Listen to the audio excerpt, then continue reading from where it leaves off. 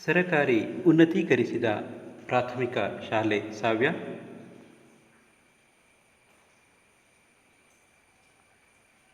ಮಕ್ಕಳೇ, ತಮ್ಮೆಲ್ಲರಿಗೂ ಇಂದಿನ ತರಗತಿಗೆ ಪ್ರೀತಿಯ ಸ್ವಾಗತ.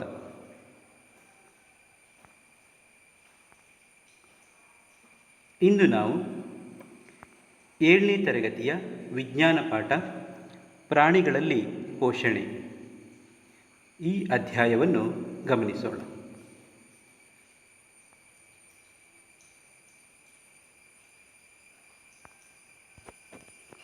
ಮಕ್ಕಳೇ, ಇಲ್ಲಿ ಚಿತ್ರ ಕಾಣಿಸುತ್ತಿದೆ ನಿಮಗೆ. ಎಲ್ಲ ಹಸಿರು ಸಸ್ಯಗಳು ನಿಮಗೆ ಕಾಣಿಸ್ತಾ ಇದೆ. ಹಾಗೆಯೇ ಮೊದಲನೇ ಪಾಠದಲ್ಲಿ ನೀವು ಸಸ್ಯಗಳು ಹೇಗೆ ಪೋಷಣೆಯನ್ನು ಮಾಡಿಕೊಳ್ಳುತ್ತವೆ ಎನ್ನುವುದನ್ನು ತಿಳಿದಿದ್ದೀರಾ. ಒಂದು ಜೀವಿಯು ಆಹಾರ ಪಡೆಯುವ ಮತ್ತು ದೇಹದಲ್ಲಿ ಅದನ್ನು ಬಳಸಿಕೊಳ್ಳುವ ವಿಧಾನವೇ ಪೋಷಣೆ ಎಂದು ನೀವು ಅರಿತಿದ್ದೀರಾ.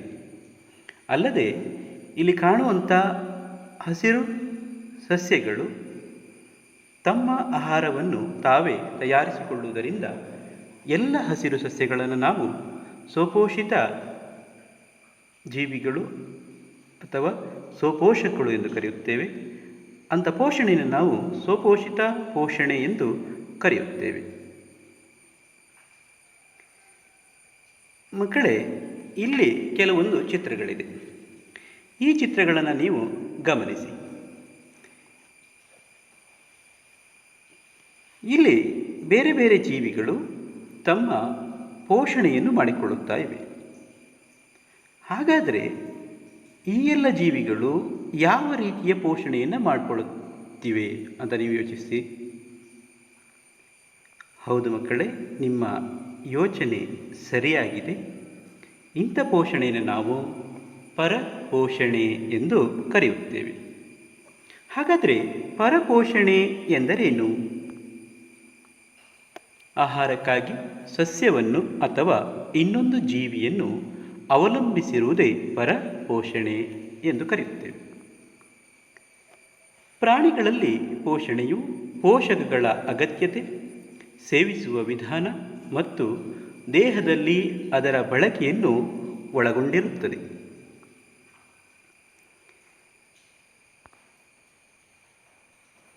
ಪ್ರಾಣಿಗಳಲ್ಲಿ ಪೋಷಣೆಯ ಹಂತಗಳು: 1. ಆಹಾರ ಸೇವನೆ. 2. ಜೀರ್ಣ ಕ್ರಿಯೆ. 3. ಹೀರಿಕೆ. 4. ಸ್ವಾಂಗೀಕರಣ. 5. ವಿಸರ್ಜನೆ. ಈ 5 ಹಂತಗಳು ಅನುಕ್ರಮವಾಗಿ ಬರುತ್ತವೆ. ಮಕ್ಕಳೇ, ಇನ್ನೊಮ್ಮೆ ಕೇಳಿಸಿಕೊಳ್ಳಿ. ಪ್ರಾಣಿಗಳಲ್ಲಿನ ಪೋಷಣೆಯ ಹಂತಗಳು: ಆಹಾರ ಸೇವನೆ, ಜೀರ್ಣಕ್ರಿಯೆ, ಹೀರಿಕೆ, ಸ್ವಾಂಗೀಕರಣ ಮತ್ತು ವಿಸರ್ಜನೆ. ಈಗ ನಾವು ಆಹಾರ ಸೇವನೆ ಎಂದರೇನು ಎಂಬುದನ್ನು ತಿಳಿದುಕೊಳ್ಳೋಣ.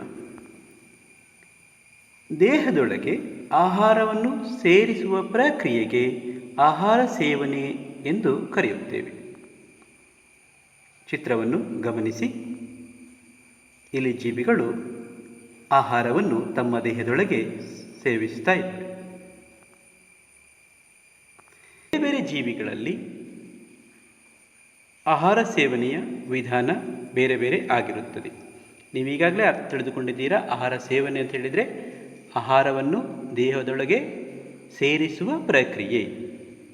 ಗಮನಿಸಿ ಮಕ್ಕಳೇ, ಜೀವಿಗಳು ಮತ್ತು ಸೇವನೆಯ ವಿಧಾನ.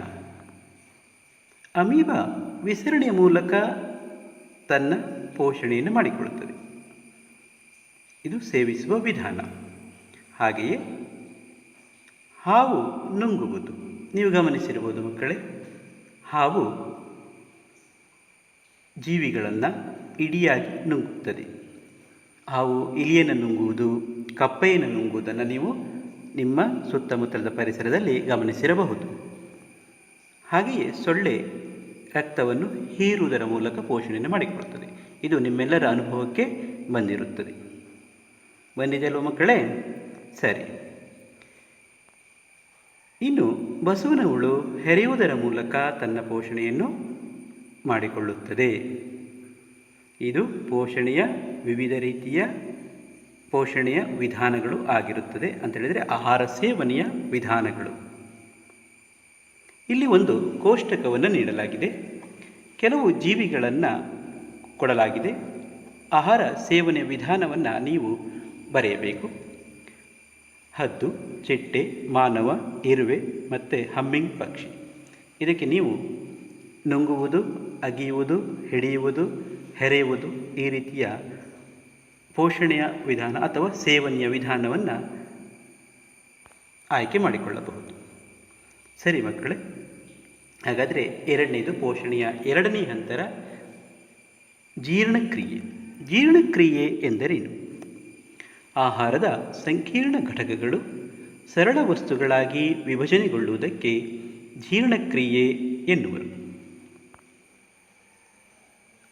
ಈ ಸಂಕೀರ್ಣ ಘಟಕಗಳು ಅಂತ ಹೇಳಿದರೆ ಕಾರ್ಬೋಹೈಡ್ರೇಟ್, ಲಿಪಿಡ್, ಪ್ರೋಟೀನ್ ಅಂತ ಆಹಾರದ ಘಟಕಗಳು ಸಂಕೀರ್ಣ ಘಟಕಗಳಾಗಿರ್ತವೆ. ಇವು ಸರಳ ಘಟಕಗಳಾಗಿ ವಿಭಜನೆ ಹೊಂದುವುದೇ ಜೀರ್ಣಕ್ರಿಯೆ ಆಗಿರುತ್ತದೆ. ಇನ್ನು ಜೀರ್ಣಕ್ರಿಯೆಯು ಸರಳ ಜೀವಿಗಳಲ್ಲಿ ವಿಸರಣೆಯ ಮೂಲಕ ನಡೆದರೆ ಮೇಲ್ಮಟ್ಟದ ಜೀವಿಗಳಲ್ಲಿ ಜೀರ್ಣಾಂಗವ್ಯೂಹದ ಸಹಾಯದಿಂದ ನಡೆಯುತ್ತದೆ. ನಾವು ಜೀರ್ಣಕ್ರಿಯೆಯನ್ನು ಎರಡು ರೀತಿಯಲ್ಲಿ ಅಲ್ಲಿ ಆಗುವುದನ್ನು ಗಮನಿಸಬಹುದು. ಒಂದು ಯಾಂತ್ರಿಕ ಪಚನ, ಇನ್ನೊಂದು ರಾಸಾಯನಿಕ ಪಚನ. ಯಾಂತ್ರಿಕ ಪಚನವು ಹಲ್ಲುಗಳು, ನಾಲಿಗೆ ಮತ್ತು ಕಂಪನ ಚಲನೆಯಿಂದ ಆಗುತ್ತದೆ. ರಾಸಾಯನಿಕ ಪಚನವು ಕಿಣ್ವಗಳ ಕಾರ್ಯದಿಂದ ಆಗುವಂಥದ್ದು. ಇನ್ನು ಅಮೀಬಾದಲ್ಲಿ ಆಹಾರ ಸೇವನೆ ಮತ್ತು ಜೀರ್ಣ. ಅಮೀಬವು ಕೊಳದ ನೀರಿನಲ್ಲಿ ಕಾಣಸಿಗುವ ಏಕಕೋಶೀಯ ಸೂಕ್ಷ್ಮಾಣುಜೀವಿಯಾಗಿದೆ. ಅದು ಕೋಶಪೊರೆಯಿಂದ ಆವೃತವಾಗಿದೆ. ದುಂಡಗಿನ ಸಾಂದ್ರವಾದ ಕೋಶಕೇಂದ್ರ ಮತ್ತು ಹಲವು ಸಣ್ಣ ಸಣ್ಣ ಗುಳ್ಳೆಯಂಥ ಅವಕಾಶಗಳು ಅಮೀಬದಲ್ಲಿ ಇರುತ್ತವೆ. ಅಮೀಬವು ನಿರಂತರವಾಗಿ ತನ್ನ ಆಕಾರ ಮತ್ತು ಜಾಗವನ್ನು ಬದಲಿಸುತ್ತಾ ಇರುತ್ತದೆ. ಅದು ಚಲಿಸಲು ಮತ್ತು ಆಹಾರ ಹಿಡಿಯಲು ಮಿಥ್ಯಪಾದ ಎಂಬ ಒಂದು ಅಥವಾ ಹೆಚ್ಚು ಬೆರಳಿನಂತಹ ರಚನೆಗಳನ್ನು ಹೊರಚಾಚುತ್ತದೆ. ಈ ಅಮೀಬವು ಕೆಲವು ಸೂಕ್ಷ್ಮಾಣುಜೀವಿಗಳನ್ನು ತಿನ್ನುವಾಗ ಅದಕ್ಕೆ ತನ್ನ ಹತ್ತಿರ ಆ ಸೂಕ್ಷ್ಮಾಣುಜೀವಿ ಇದೆ ಎನ್ನುವುದು ತನ್ನ ಅರಿವಿಗೆ ಬಂದ ತಕ್ಷಣ ಮಿಥ್ಯಪಾದಗಳನ್ನು ಆಹಾರದ ಸುತ್ತಲೂ ಹೊರಚಾಚುತ್ತದೆ. ನಂತರ ಆಹಾರವನ್ನು ನುಂಗಿ ಕೋಶದೊಳಗೆ ತೆಗೆದುಕೊಳ್ಳುತ್ತದೆ. ನಂತರ ಆಹಾರ ರಸದಾನಿಯಲ್ಲಿ ಅದು ಬಂಧಿಯಾಗುತ್ತದೆ. ಆಮೇಲೆ ಜೀರ್ಣರಸಗಳು ಆಹಾರ ರಸದ ದಾನಿಯೊಳಕ್ಕೆ ಸ್ರವಿಕೆಯಾಗಿ ಆಹಾರದ ಮೇಲೆ ವರ್ತನೆಯನ್ನು ಆಗಿ ಆಹಾರವು ಸರಳ ಪದಾರ್ಥಗಳಾಗಿ ವಿಭಜನೆಗೊಳ್ಳುತ್ತದೆ. ಹೀಗೆ ಜೀರ್ಣಗೊಂಡ ಆಹಾರವು ಕ್ರಮೇಣ ಹೀರಲ್ಪಡುತ್ತದೆ. ಈ ಒಂದು ಆಹಾರವನ್ನು ಅಮೀಬವು ತನ್ನ ಬೆಳವಣಿಗೆ ಮತ್ತು ದೇಹದ ದುರಸ್ತಿ ಮತ್ತು ತಮ್ಮ ಸಂಖ್ಯೆಯನ್ನು ಹೆಚ್ಚಿಸಿಕೊಳ್ಳಲು ಉಪಯೋಗಿಸುತ್ತದೆ. ಜೀರ್ಣವಾಗದ ಆಹಾರವು ವಿಶೇಷ ಅವಕಾಶದ ಮೂಲಕ ಹೊರಹಾಕಲ್ಪಡುತ್ತದೆ. ಅಮೀಬಾದಲ್ಲಿ ಆಹಾರ ಸೇವನೆ ಮತ್ತು ಜೀರ್ಣಕ್ರಿಯೆಗೆ ಸಂಬಂಧಿಸಿದ ಒಂದು ವಿಡಿಯೋ ತುಣುಕಿದೆ. ಇದನ್ನು ಗಮನವಿಟ್ಟು ನೋಡಿ ಮಕ್ಕಳೇ.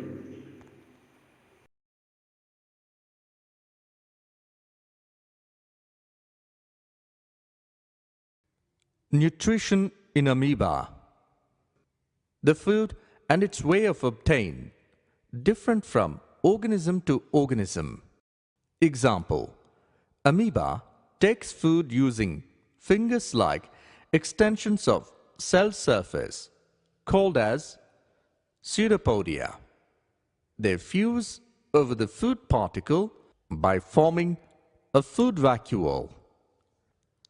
Inside amoeba, that food vacuole's complex substances are broken down into simple substances. Then, these simple substances diffuses into cytoplasm. The remaining undigested material is moved to the surface of cell and thrown outside. ಮಕ್ಕಳೇ, video ತುಣುಕಿನ ಮೂಲಕ ನೀವು ಅಮೀಬವು ಹೇಗೆ ಪೋಷಣೆಯನ್ನು ಮಾಡಿಕೊಳ್ಳುತ್ತದೆ ಎಂಬುದನ್ನು ಗಮನಿಸಿದ್ದೀರಾ. ಇಂದಿನ ತರಗತಿಗೆ ಸಂಬಂಧಿಸಿದಂತೆ ಕೆಲವೊಂದು ಪ್ರಶ್ನೆಗಳಿದೆ.